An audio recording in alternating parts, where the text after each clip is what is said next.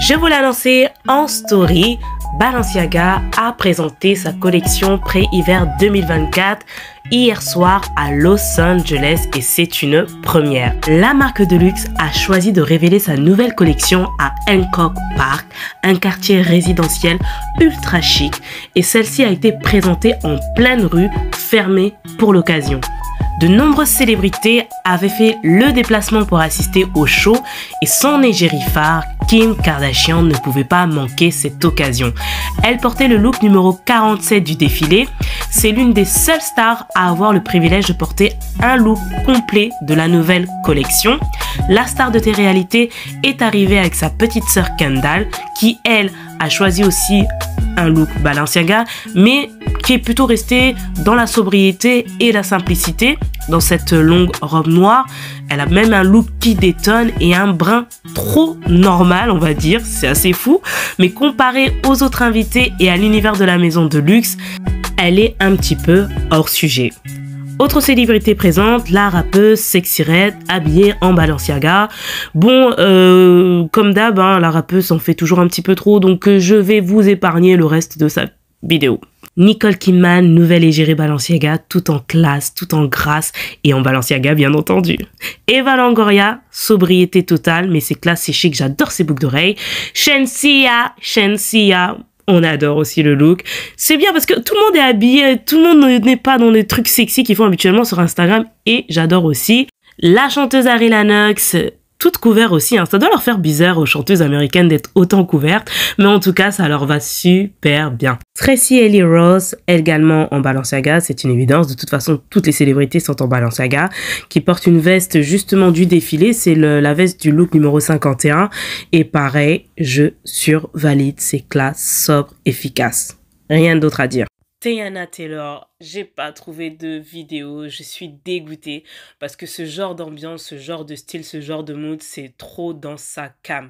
C'est ce qu'elle sait faire, de toute façon tout ce qui est large, qui est street, qui est un peu décalé, tout ça, c'est de la gamme de Teyana Taylor et c'est toujours réussi. On a pu également apercevoir Gunna et Flo Milli. Gunna, c'est son genre, ce genre de vêtements, tout ce qui est oversize, très fashion, les grosses chaussures, ça lui va, c'est ce qu'il sait faire également.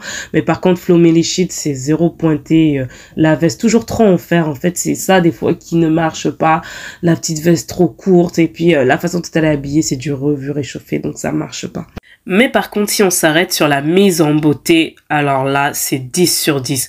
Que ce soit pour le make-up et cette coiffure, la couleur grise comme ça, c'est juste magnifique.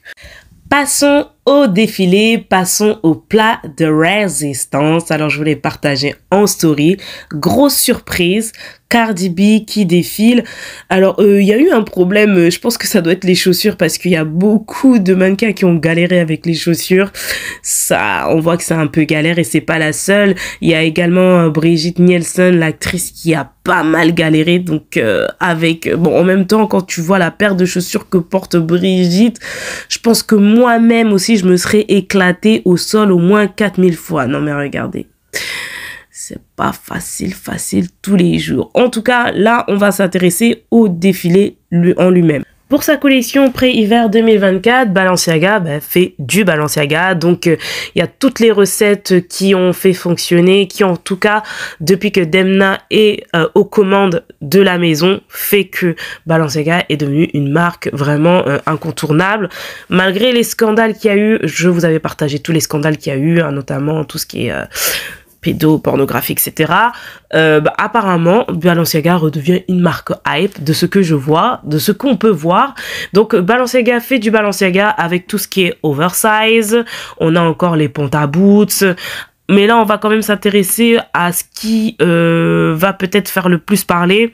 Il y a beaucoup de streetwear dans la collection, de look sport, etc. Mais on va parler des choses qui vont faire jaser. On peut commencer par la fin, notamment par cette robe de mariée, digne d'une mariée alien en tout cas, avec son sac en forme de talon. Alors, ça a été remarqué et c'est remarquable. tout au long du défilé au niveau des accessoires, mais surtout au niveau des chaussures. Les chaussures auront attiré notre attention.